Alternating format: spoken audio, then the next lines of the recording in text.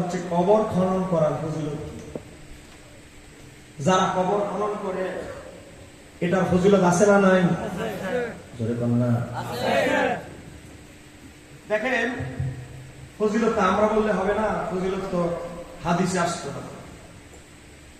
হযরত আলী ইবনে আবি রাবাহ একজন তাবী, তিনি বলেন আমি আবু রাফে রাদিয়াল্লাহু তাআলা বলতে শুনেছি, যিনি নবীর গোলাম ছিলেন, দাস ছিলেন, পরে মুক্ত করে দিয়েছেন।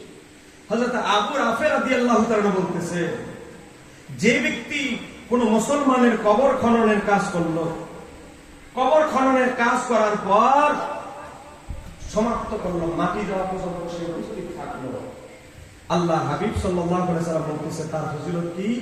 ফাকান্নামা, সে যেন কি করলো? কবর আরেক ব্যক্তির করে দেওয়ার মাধ্যমে সে তার নিজের জায়গাটা কি তৈরি করলো?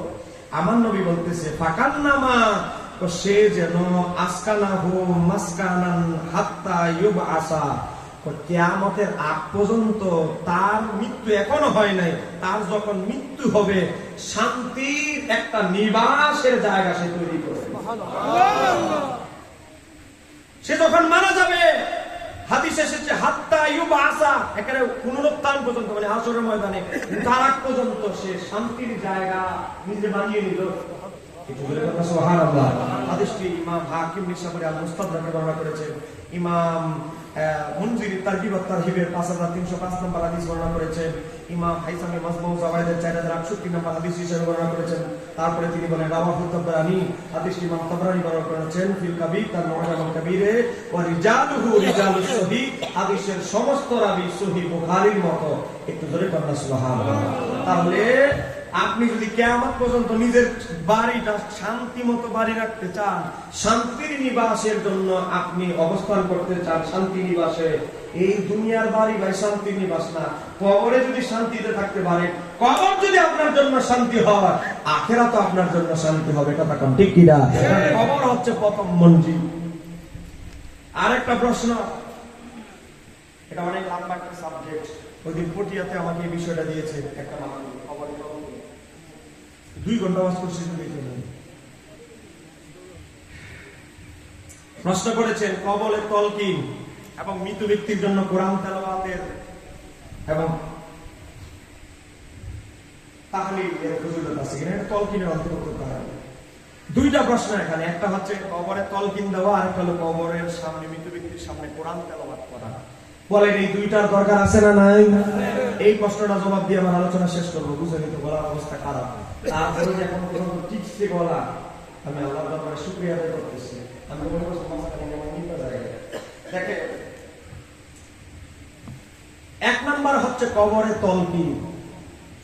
তলকিন মানে ভুলে যাওয়া ব্যক্তিকে স্মরণ করে দেওয়া। মনোযোগ দিয়ে শুনবেন, সর্বশেষ আলোচনা।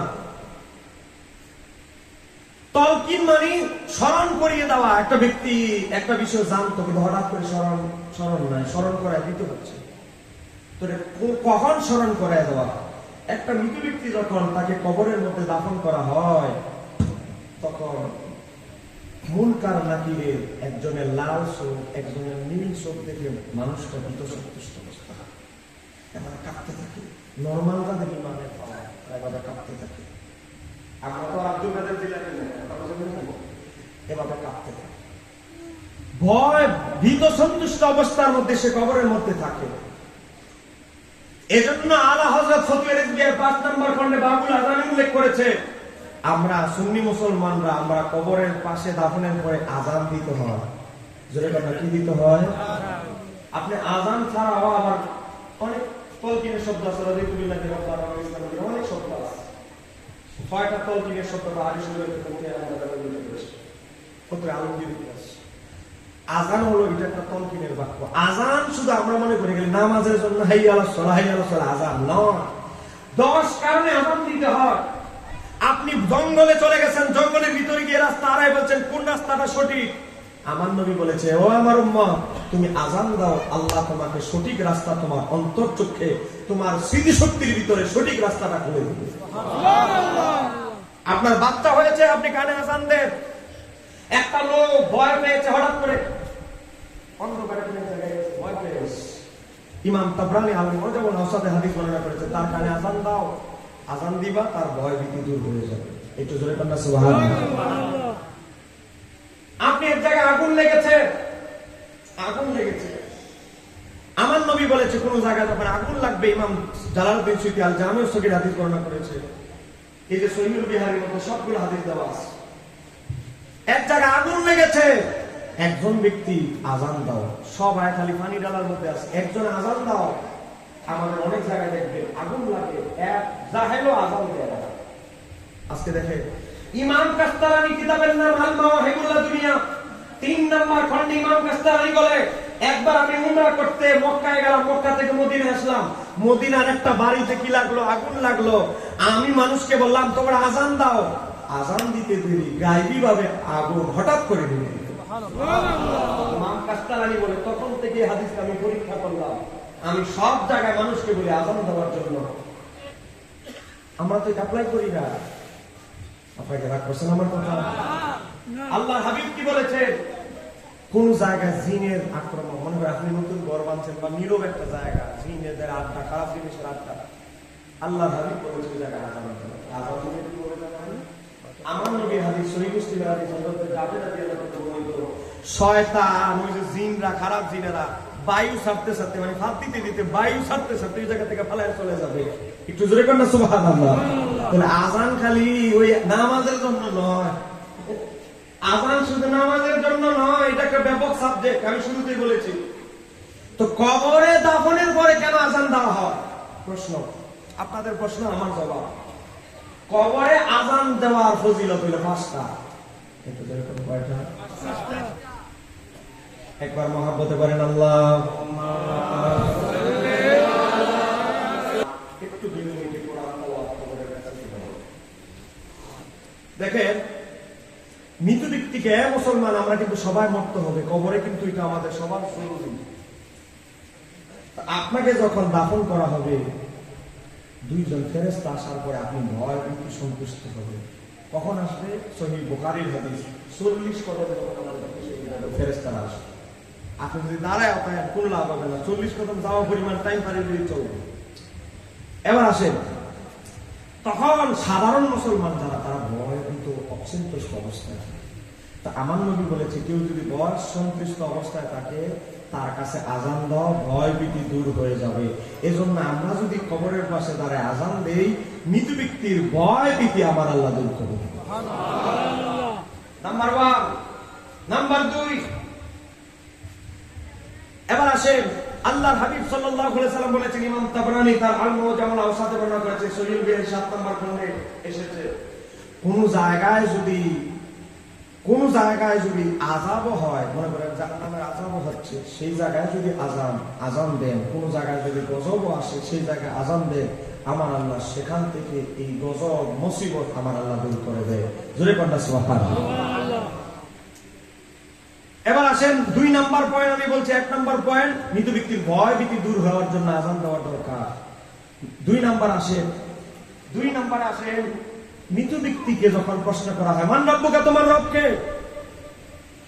প্রশ্ন করার পর উপর থেকে যখন বলা হয় আল্লাহু আকবার, এই কথা যখন বলা হয়, মৃত ব্যক্তি নিচ থেকে শুনে, কবর থেকে, ওরে বাবা রে, আমার প্রশ্ন করতেছে মান রব্বুকা, আমার রব কে? আর উপর থেকে বলতেছে আল্লাহু আকবার, আল্লাহ আমাদের রব, আল্লাহ মহান। আরে আল্লাহই তো আমাদের রব। তখন ওই মৃত ব্যক্তির স্মরণ হয়ে যায়, তলকিন মানে ভুলে যাওয়া জিনিসকে স্মরণ করে দেওয়া, তখন মৃত ব্যক্তির স্মরণ হয়ে যায়, আরে আমাদের রব আল্লাহ। একটু জোরে বলুন সুবহানাল্লাহ। এবার আসেন, মৃত ব্যক্তিকে প্রশ্ন করা হয়, তোমার দিন কি? তো দিন হচ্ছে, আমার নবী বলছে, as-salatu imaduddin, নামাজ হচ্ছে দ্বীনের স্তম্ভ। মৃত ব্যক্তিকে যখন বলা হয় তোমার দিন কি, তখন সে বলে, আরে আমার দিন তো নামাজ, আমার দিন তো ইসলাম, কালেমা, নামাজ, রোজা, এগুলো তো আমার দিন। তখন তার বুঝতে সহজ হয়। যখন বলা হয় ফায়াকুলানে মা কুনতা তাকুলু হাযার রাজুল, নবীকে দেখায় বলে, এই ব্যক্তি সম্পর্কে কি বলতা? আর আযানে যখন উপর থেকে বলা হচ্ছে আশহাদু আন্না মুহাম্মাদুর রাসূলুল্লাহ, এই কথা যখন বলা হচ্ছে, তখন মৃত ব্যক্তি কবর থেকে স্মরণ হয়ে যায়, আরে উপর থেকে তো আমাদের স্মরণ করাই দিতেছে আল্লাহর হাবিব যে আল্লাহর রাসূল, উনি যে আল্লাহর রাসূল, উপর থেকে তো আমাকে স্মরণ করায় দেওয়া হচ্ছে। চিৎকার দিয়ে বলা যাবে কি সুবহানাল্লাহ। এই হাদিসটা আমি যে ঘটনাটা বলছি, হাদিসটা হচ্ছে আবু উমামা বাহিনী রাদিয়াল্লাহু তাআলা থেকে বর্ণিত। গভীর মনোযোগ। এখন সব প্রশ্নের জবাব আযান থেকে সে দিয়ে ফেলেছে। দেওয়ার পরে হযরত আবু উমামা, ইমাম তাবরানী আল মুআজাম আল কবির হাদিস বর্ণনা করছে, সব প্রশ্ন যখন উপর থেকে তলকিন দিয়ে শিখিয়ে দেওয়া হচ্ছে, তখন এক ফেরেশতা আরেক ফেরেশতার হাত ধরে এভাবে বলতে থাকে, চলো, এরা তো নকল করে দিচ্ছে, উপর থেকে হ্যাঁ প্রতিবেশীরা এত ভালো মানুষ, তারা উপর থেকে সহযোগিতা করতেছে, চলো আমরা চলে যাই। একটু জোরে বলা যাবে? আমি যদি ভুল কথা বলি, কারো যাওয়ার সময় ছবি তুলে নিয়ে যাবে। তলকিনের সবগুলো হাদিস আল্লামা জাফরউদ্দিন বিহারী রাহমাতুল্লাহ আলাইহি তুলে ধরেছেন। এই হাদিসগুলো আজ থেকে 550 বছর আগে ইমাম জালালউদ্দিন সূয়ুতী সহযোগী যাবে, এগুলো বিস্তারিত তুলে ধরেছে। এই জন্য আমরা মাইয়িতকে তলকিন করব। এখন বলতে পারেন, হুজুর মৃত ব্যক্তি কি আমাদেরকে দেখতে পায়, আমাদের আওয়াজ শুনতে পায়? অবশ্যই অবশ্যই শুনতেও পায়, দেখতেও পায়, চিনতেও পারে। দলিল লাগবে? আবার দেখেন, বুখারী শরীফ থেকে দলিল দিচ্ছি। বুখারী শরীফ থেকে হযরত আনাস রাদিয়াল্লাহু তাআলা থেকে বর্ণিত, হযরত আনাস ইবনে মালিক রাদিয়াল্লাহু তাআলা থেকে বর্ণিত, হাদিস নাম্বার 1393। অন্য জায়গায় হাদিস এসেছে হযরত আনাস রাদিয়াল্লাহু তাআলা যে লম্বা হাদিস, সে হাদিসের মধ্যে এসেছে মৃত ব্যক্তি আমাদের স্যান্ডেলের আওয়াজ, জুতার আওয়াজ পর্যন্ত শুনতে পায়। জোরে বলেন না সুবহানাল্লাহ।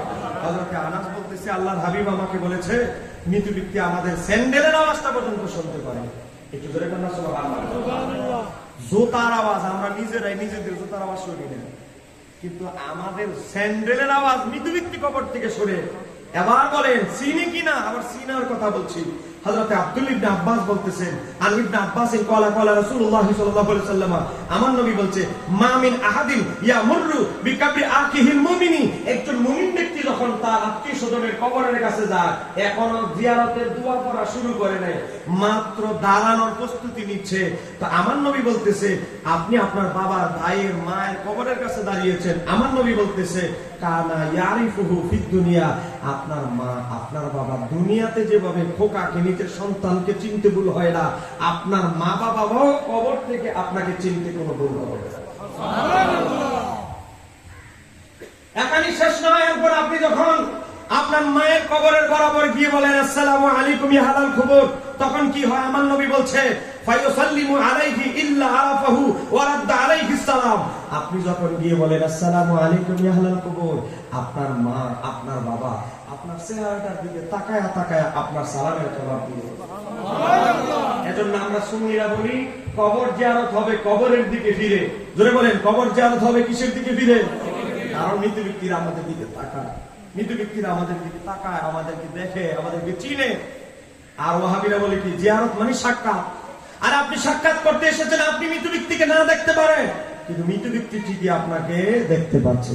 এখন আমি প্রদীপ চৌধুরীর সাথে দেখা করতে আসলাম, আমার ভাইয়ের সাথে দেখা করতে আসলাম, আয়সা একটা সালাম দিলাম, আসসালামু আলাইকুম, সালামটা দিয়ে যদি ফিটটা ওনার দিকে দিয়ে আরেক দিকে তাকায় থাকি, উনি বলবো কেমন জিয়ারত করতে আসছে, এটার নাম বলে সাক্ষাৎ। সালামটা দিয়া ফিট দিয়ে আমার দিকে আরেক দিকে চেহারা ফিরে রয়েছে। তো দ্রুত জিয়ারত এমনই, মৃত ব্যক্তিও তো আপনাকে দেখতে পায়। এই হাদিসটা আহলে হাদিসদের বড় হুজুর ইবনে তাইমিয়া এই হাদিস উল্লেখ করে কি বলেছে জানেন? ক্বালা ইবনে মুবারক, আব্দুল ইবনে মুবারক বলেন, সাবাত যালিকা লিন নবী সাল্লাল্লাহু আলাইহি ওয়াসাল্লাম ওয়া সাহাহু আব্দুল হক সাহিবুল আহকাম, আহকামুল কুবরা কিতাবের লেখক ইমাম আব্দুল হক ইসবিলি বলেছে হাদিসটা সহিহ। ইমাম আব্দুল ইবনে মুবারক বলেছে হাদিসটা সাবাতা দৃঢ়ভাবে প্রমাণিত। জোরে কন্না মারহাবা। মাজমাউল ফতোয়া ইবনে তাইমিয়া 331 পৃষ্ঠা 24 নম্বর। তাহলে আমরা বুঝতে পারলাম, আর সহিহ বুখারীর হাদিস 1338 নম্বর হাদিস থেকে বুঝতে পারলাম, মৃত ব্যক্তি আমাদের জোতার আওয়াজ পর্যন্ত শুনতে পায়। একটু জোরে বলা যাবে কি সুবহানাল্লাহ।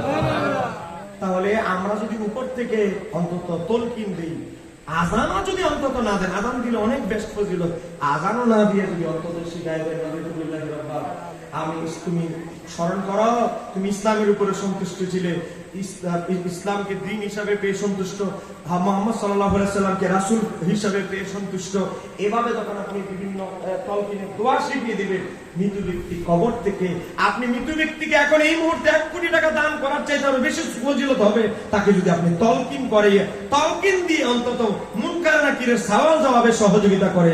আল্লাহ সুবহানাহু ওয়া তাআলা আমাদেরকে তলকিন দেওয়ার সুযোগ করে দিক, তলকিন দেওয়ার সুযোগ করে দিক, তলকিন আমরা বেশি বেশি দিতে পারি সেই ধরনের পদক্ষেপ নেওয়ার তৌফিক দান করুন, জোরে বলেন আমিন।